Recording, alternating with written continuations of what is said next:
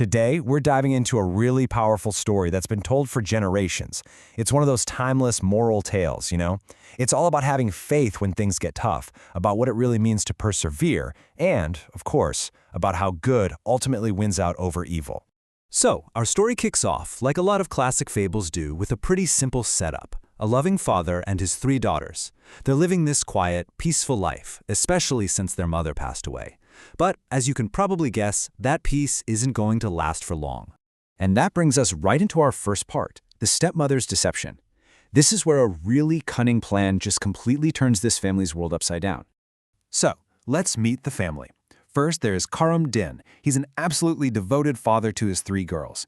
Now, the youngest daughter, Zainab, she's special. She has this wisdom that's way beyond her years. Their dad just adores them all and has built this really happy little life for them. And right on cue, here comes the trouble. A local widow starts showing up at their house. She puts on this whole act, pretending to be poor and desperate, just needing to borrow some embers for her fire. But really, she's just slowly, methodically working her way into their lives. You know, Zainab's intuition is just incredible. While her older sisters are totally fooled and just see a poor woman who needs help, Zainab senses something is seriously wrong. She tries to warn them, but they just kind of blow her off. And of course, that warning turns out to be spot on. So how does she pull this off? Well, it's pretty sneaky. Every single day, she secretly sprinkles a little bit of ash into Karam's lunch. He starts thinking his daughters are getting sloppy, but he loves them so much he can't bring himself to say anything. So he spies on them one day, sees them cooking perfectly, and that's when he catches the widow red-handed. But you won't believe this, she completely flips it around on him. She claims she was just testing his love for his kids, and Karam, totally charmed and fatally trusting, falls for it hook, line, and sinker. He marries her. And wow, the second that wedding is over, the mask just drops.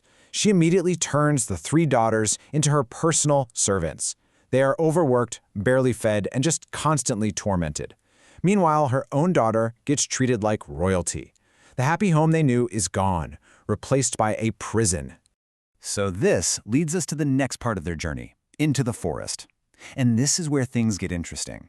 Because even in their absolute worst moments, the sisters get some miraculous help, which, as you can imagine, only makes their stepmother even more jealous. So, pushed into the forest by hunger and just pure sadness, the sisters meet a holy man. He feels sorry for them and, with a little bit of magic, gives them a pomegranate tree that produces endless fruit. But when the stepmother gets that destroyed, he comes back and creates a whole river of pure milk for them. It's a pretty clear sign that someone or something is looking out for them. So you see this pattern starting to emerge, right? For every blessing, the stepmother has a cruel countermove. Her jealousy is just out of control. She can't stand to see the girls finding any kind of relief. So she fakes an illness and convinces her husband that the only cure is to uproot that pomegranate tree. Then she literally pays people to shovel dirt into the river of milk until it's gone. It's just pure malice. And just when you think this woman can't possibly get any worse, she does. She fakes another, even more serious illness. And this time, she tells Karam that the only cure is the blood of his own 3 daughters. It's just this horrifying, evil plan designed to get rid of them for good. Karam is just shattered. He's trapped. He can't possibly harm his daughters, but he's also completely under his wife's thumb. So he makes this awful choice. He takes his girls deep, deep into the forest, gives them one last meal, and then, while they're sleeping, he leaves them. It's a terrible thing to do, but in his broken mind, it's the only way to keep them alive and away from her. But you know, this story's not over. Not by a long shot. Because in this next chapter, just when it seems like help has arrived, a new threat emerges. And this one is magical. So for a little while, it looks like they might actually get a happy ending. 3 hunters find them, hear their story, and marry them. Life is good. Zainab even has a son. But then, it all falls apart. Her husband, Nasir, disappears while hunting. His friends go looking for him, and they vanish too. Then, this evil wizard disguised as a holy man shows up at Zainab's door. When she turns him away, he curses her, turning her into a dog and kidnaps her.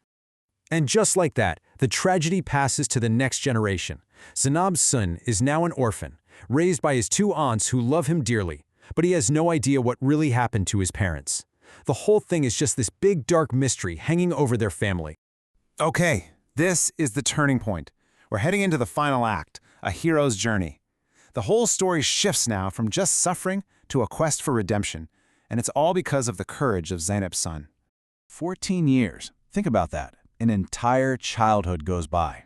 Zainab's son is now a young man, and it's at this moment that his aunts finally sit him down and tell him the whole heartbreaking story about what happened to his parents. And once he knows the truth, there is no stopping him. He vows he will find his parents. He sets off into the wilderness, and wouldn't you know it, he finds the exact same holy man who helped his mother and aunts all those years ago. And the elder tells him the truth. They're all being held captive by a powerful wizard. Okay, so here's the deal with this wizard. He's not invincible. He has a classic fantasy weakness. The holy man explains that the wizard's life force, his very soul, isn't in his body. It's hidden inside a parrot, and that parrot is locked in a cage, under a tree, in a heavily guarded part of the forest. To beat the wizard, he has to get that parrot. So they hatch this brilliant multi-step plan. The boy pretends to be the holy man's grandson and slowly earns the wizard's trust. The wizard, thinking he's harmless, actually sends him to deliver flowers to the captive Zainab. Here's the clever part. The boy hides his father's ring inside the bouquet. His mom sees it, and she knows. They're secretly reunited. She then tricks the wizard into telling her his big secret about the parrot, and with that info, her son goes and gets it. And this is it, the final showdown. With the parrot in his hands, the boy literally holds the wizard's life in his hands. He forces the wizard to undo all the curses. His mother is turned back into a human, and his father and uncles, who had been turned into rocks and trees, are restored. And once everyone is safe, he destroys the parrot, and the wizard disintegrates along with it.